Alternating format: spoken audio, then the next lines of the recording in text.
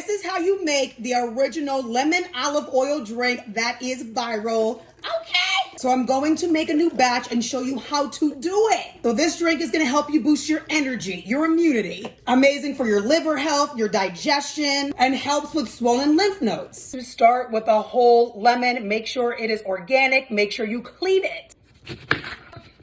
Add that to your blender. Now add some filtered water, spring water, whatever water you use.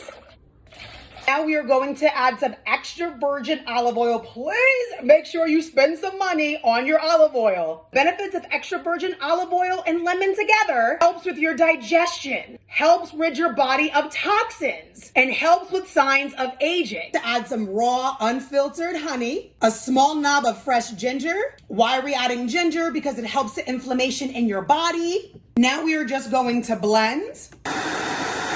Now just strain. Don't worry about how big my strainer is. Worry about you.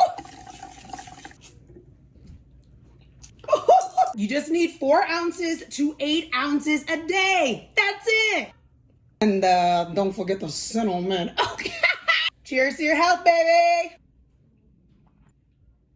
Good for your health and delicious. Yes, please.